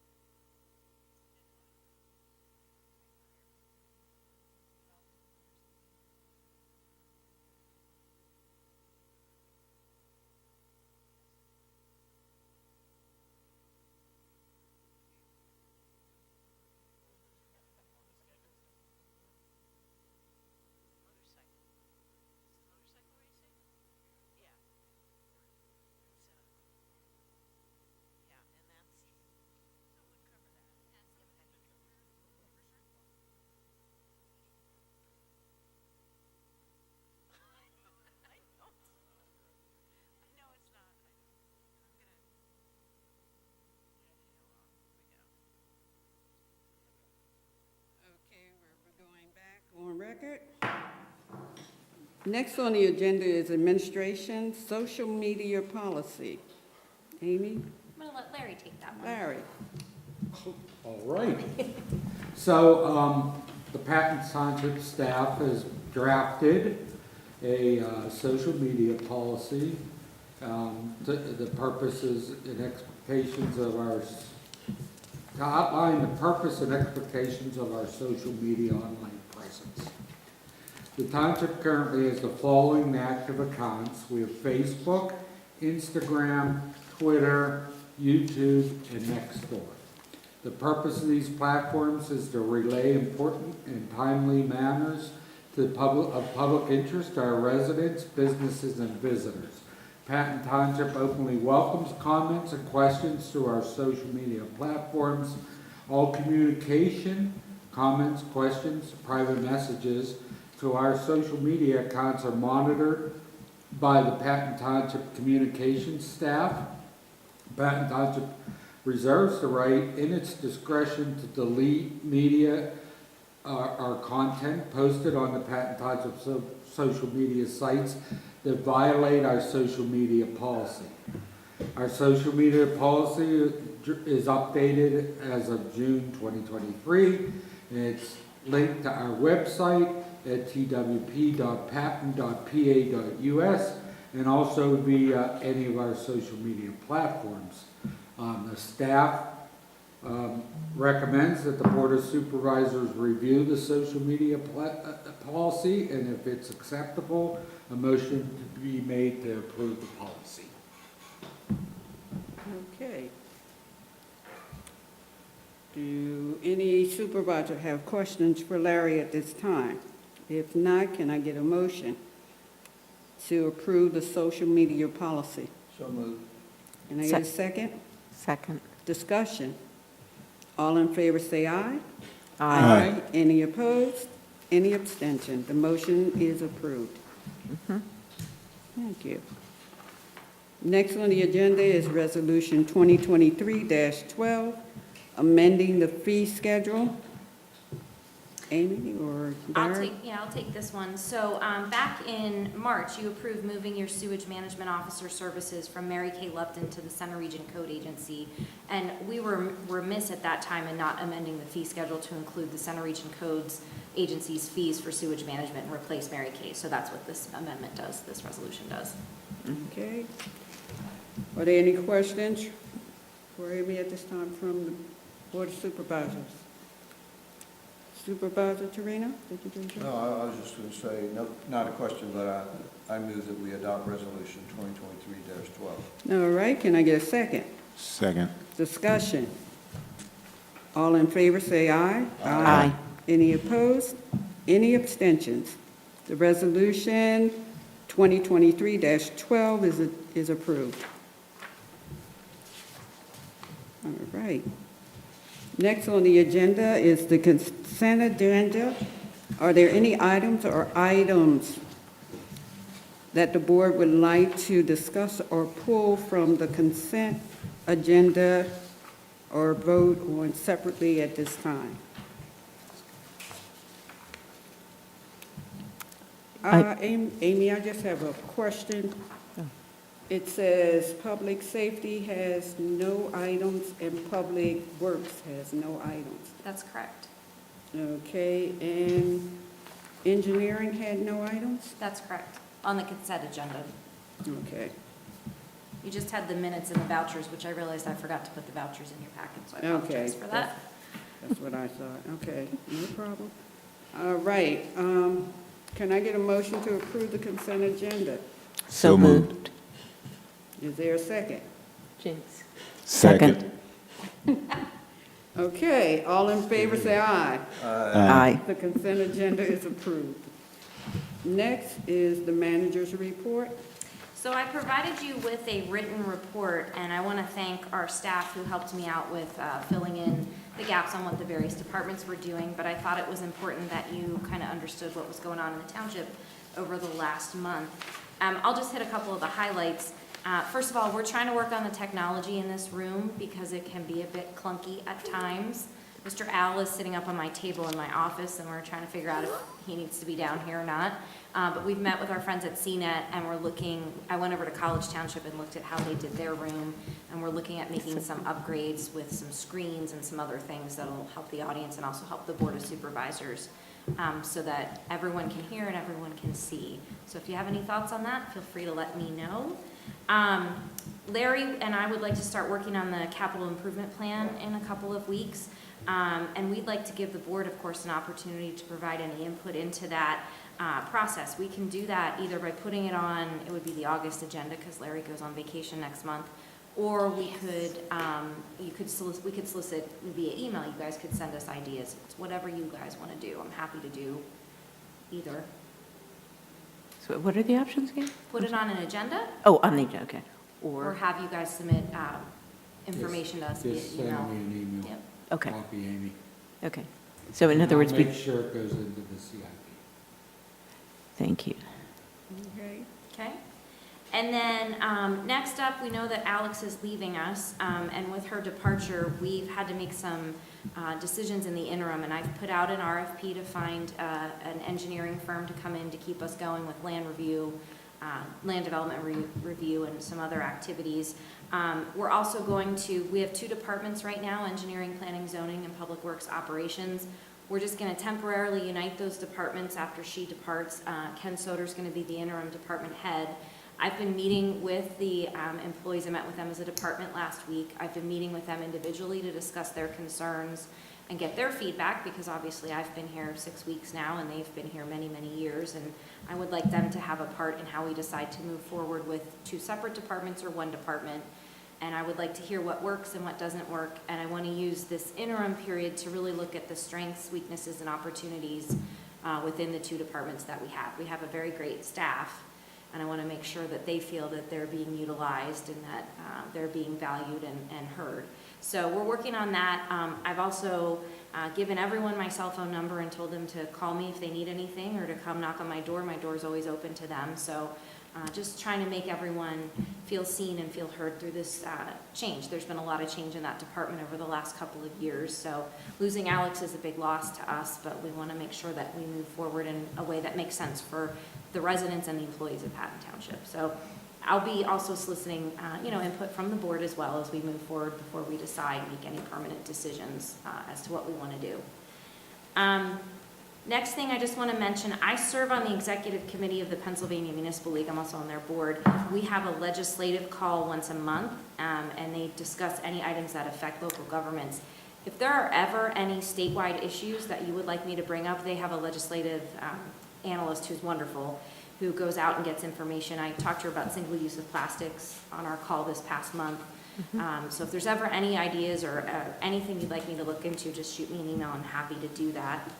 And then I guess last thing I'll mention is just that we are planning 2 employee appreciation events this summer. The first, we're likely going to shut down the office for a day and have the employees, we're going to hopefully go somewhere. We're looking at maybe Knoebels for the day. That's the front runner right now, but the employees are voting. And then we are going to celebrate Patton Township Day this summer. We don't know the date that Patton Township was actually founded. We know it was in 1794.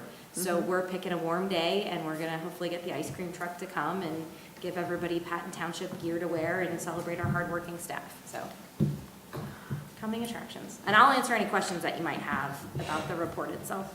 Yeah, can we crash that party? Of course you can. Just curious. Either one. Either one. You can crash out. You can come to Knoebels with us. That's a Yeah. great idea. That's really lovely, yeah. Amy, I have a question on, do we have anyone in engineering, zoning, and planning that could step in the department right now? We don't?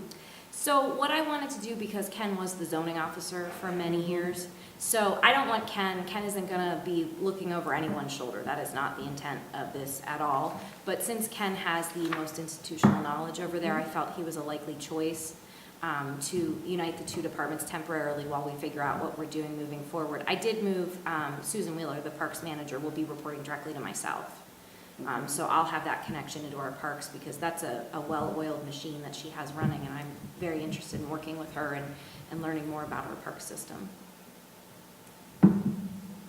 Why I ask is, we are very fortunate that our engineering, zoning, and planning are such a well-oiled machine. And I was just wanting in-house, like we always say, in-house first, you know, before we go outside. That's where I'm like, I just want to make sure we're not overlooking someone who is right in-house at present. Yep, absolutely. The other issue that, I am so sorry I didn't get an opportunity to speak with you on that, on our agenda where, I know we had a long agenda this month. Normally, we can look at the agenda and see what the manager's report is instead of going online, because quite a few of us was having problems trying to get online in the attachments. So if we could, you know, on our agenda, just list, like we used to list, what the manager's items are, because it's easier for us to just, If you don't want me to do a written report, I don't have to do that. Is that what you're saying? no, I'm not saying that. I'm Okay. saying, you know how we list management report? You're talking about having it on the agenda Yeah. versus as Try a having to look into attachment. the, Just she's saying is. One line, a title. no, just the title. That's, Oh. no, just the Not title. report. What No, the just the items title. Oh, just what the items are that are There, within the yeah, report. I got it thank you. now, I got it. Okay, Yep, I can do okay, that. no, Thank you. No, just the title, so Yep. it's easier to just, you know, look on it instead of trying to, you know, I was going to say, I like this written report. Yeah. That's Doug never gave us one He with just the spoke it. details. What he did is, in the agenda, he'd just say, you know, number one, staff met with CNET. Number two, you know, it was just a title. Sure. But he would without talk the about each details. item. Yeah. And he'd go into the details verbally during the meeting, but I really like Yeah, your detail. and we would give him a drum roll before he started to talk. That was- Well, I didn't get a drum roll. I'm I like That's because Elliot's not here. no, why I'm saying that is because if I'm out, I can look on my phone. Sure. And, you know, and say, okay, we're doing this, instead of trying to go on the phone, trying to get it into, and see an attachment in the report, it's just crazy. Yep, absolutely, I can do that. So thank you. Yep. All right. Next on the agenda, I'm sorry, are you finishing? I was, Oh, yes. okay. Next on the agenda is committee reports. Is there any board member who would like to add to their report at this time? Everybody's kind of quiet. Oh, Supervisor Whitman, I'm sorry. So I actually want to make a report because I didn't submit a written report yet. Okay. And we did meet, by the way. Oh, That good. that might have been a carryover from last month. We met on the 6th, the 12th of June. Climate action. So there, we took a lot of actions, but the one that I wanted to specifically alert our board and any member of the listening audience out there, and there has been some publicity, I believe there was an article in the paper about the food, it's called the Food Waste Diversion Pilot Update. So there has been discussion or requests, talk for a couple of years about a pickup service for composting items, not yard waste, but food items. And the borough has done that, I believe, right. But the reason, the Climate Action Sustainability Committee looked at this a couple of years ago, and we discovered that the cost, the greenhouse, the carbon footprint, so the greenhouse cost for just sending a vehicle around to pick up all of the food waste, which in itself has a carbon footprint. But the carbon footprint from the pickup service was greater than any savings that we would have gotten from recycling the food waste. So, but the interest is still there, so we're launching a, you carry it, basically you take it to a, one of 5 spots that have been set up. The depository in Patton Township is actually right around the corner from us, up on, sort of, at Hawbaker's recycling facility. It's right up the street from Otto's folks. Okay, I shouldn't say names on those. Anyway, you have to have, you have to request permission to get in there electronically. They will send you a key number. There've been a little kinks to work that out.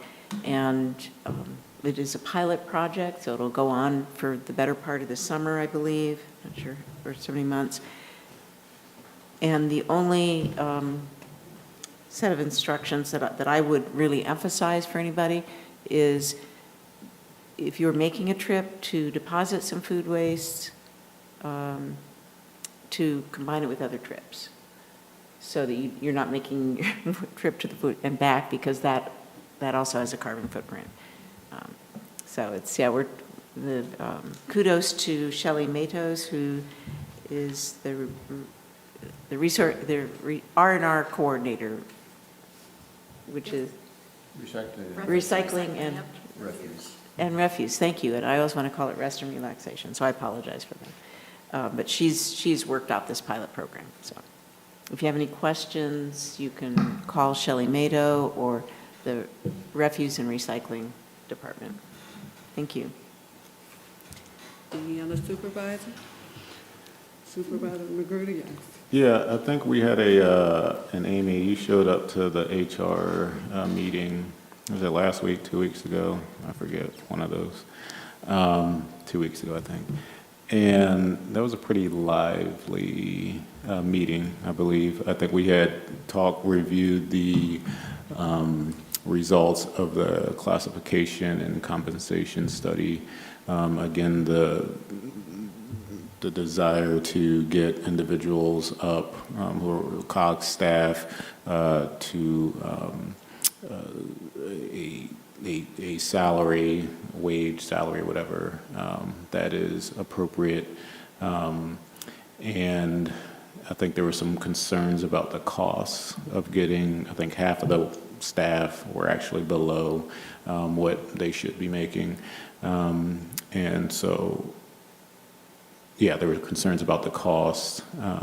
There was some confusion about how that would be funded over the next few years. It seems like, the COG has some reserve funds that would go to getting individuals up to where they need to be.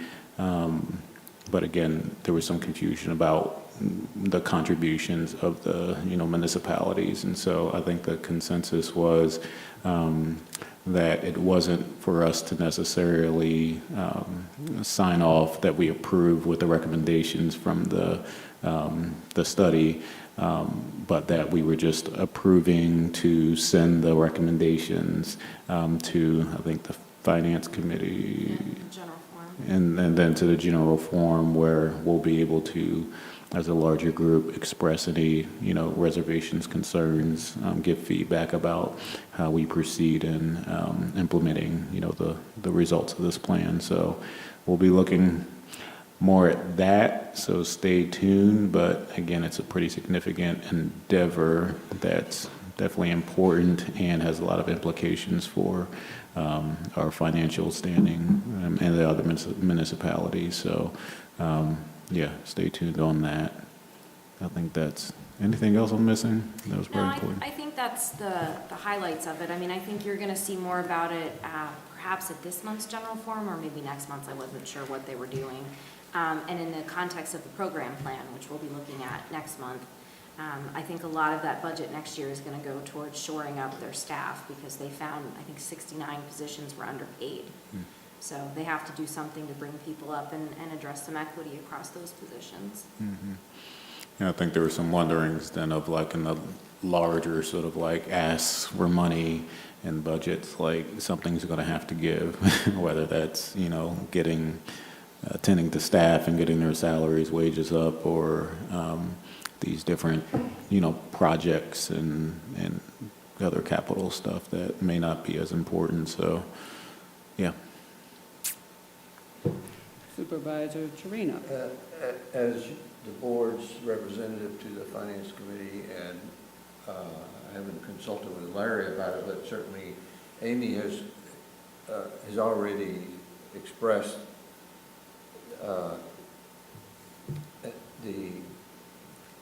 what's the word? I can't think of the right word. The issue for us is always going to be COG. Every COG agency is going to ask, for new staff, new resources, whatever. You put it all together, and it's impossible for the municipalities to agree to funding all of that in 1 year. We won't do it. And we may end up throwing it back in their face like we did last year and say, no, go back to and give us something that's more reasonable. I think you already made it, I don't know if you did it in the meeting or not, at the HR meeting, but COG should develop an implementation schedule over more than 1 year. It ought to be like a 3-year graduated thing, and they're going to have to decide, okay, what the priorities are. Which staff are the ones that should receive an increase right away, and which ones they can hold off for 2 or 3 years. To me, that's a reasonable way to do it, and I hope they don't give it to us as a 1-year proposal, because I'll just say impossible. Not going to do it. I think one of my concerns too, after sitting in on the HR committee meeting, and I glanced at the program plan today, is they always talk about how much it costs to hire someone next year. But you don't just hire an employee for 1 year, you hire the employee for the life of the employee being with you. So there's legacy costs associated with that. And I think I have concern, and I think some of the other managers have concern about how do we fund that going forward? It's not just giving someone a bump 1 year. It's, you might smooth it out in 24 and in 25, but then in 26, we're all getting hit with the full freight. And then how does that translate back into things that we're doing in Patton Township for our residents? Right. The program plan shows that next, in 2024, they want to offset the increase from the comp plan with money from the insurance reserve. As Suton was saying about them using some reserve funds, well, they're talking about using the insurance reserve. Well, in 2024, that might be okay, but in 2025, you don't have insurance reserve. So all we're doing is delaying it by 1 year. So I think we have to be cognizant of that. And I guess the question that's coming to mind too now for me is, I was unsure if, they looked at all of the positions, but some of these positions are unfilled, correct? So it wasn't like 69 active staff or underpaid right now. My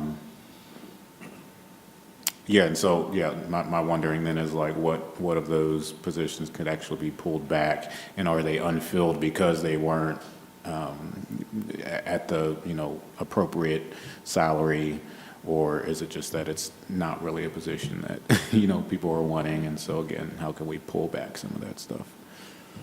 Yeah, I think they probably need to do an overall strategic staffing study to look at the staffing of the COG. They have a land use planner job that they haven't been able to fill for, a year and a half now for one of the municipalities. So I think they need to look at globally at everything with what they're doing, and if they're operating at their optimum staffing levels, and if they really need to hire new staff, right? Maybe focus on those core jobs that they need to get filled, that they need to raise the salary for, but then look long-term and see what they actually need moving forward. They tend to do a lot of studies at the COG, but I never see them implementing a lot of the studies, so I'd like to see them work hand in hand with that, in a strategic manner. Any other questions? I had the opportunity to sit in on the executive board meeting yesterday. That's why you don't have a report. On that agenda was the HR study that you talked about. We have decided as the executive board, it will be coming to the finance committee for your review. I made that suggestion. But also my other colleagues agreed.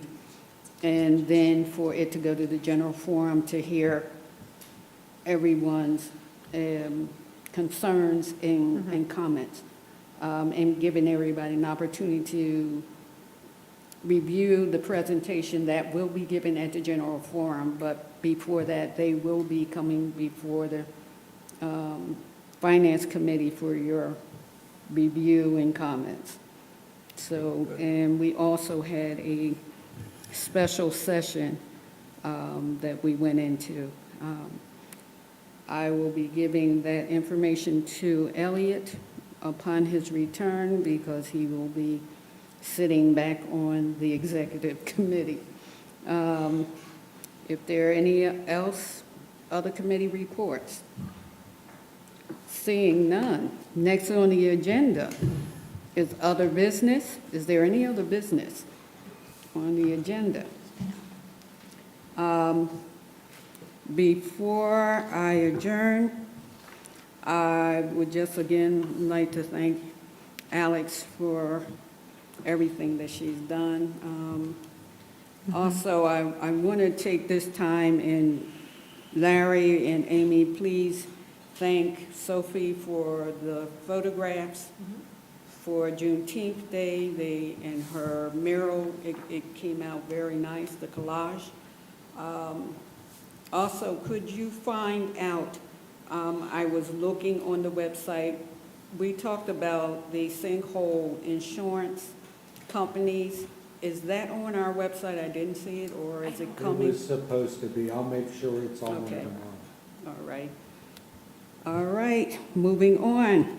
Can I get a motion to adjourn? So moved. Can I get a second? Second. All in favor, say aye. Aye. Any opposed? Any abstentions? I want to thank everyone and have a wonderful evening. This meeting is now adjourned.